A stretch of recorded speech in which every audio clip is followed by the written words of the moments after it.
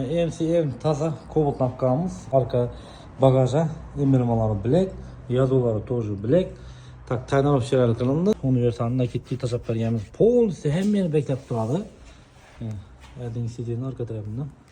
Bunu da köpçülük inamankeler döşeptikmiz. İlk Cobalt'tan başladık karanlık. Şimdi akuratlı olup turadi tabi. Hele bunun işleri köp, rolleri azı damızdan tik koydular, tapetliye tasap koydular. Yoldan iyi maliyetli bar koyuldu. Buna yeten geldiler. Yoldan nömerini teylerini polisi koydular. Bak bundan taşkarı en sevim taza Cobalt'larımızda автозапуск karanlık. 2, 3. Maşinni kulüslüğün 3 metre basasla zamanlıkla açardı. Birini alıp kaçak verip son maşini satıp aldı. Yoldan 10 metre turar, 10 metreden göç kalады.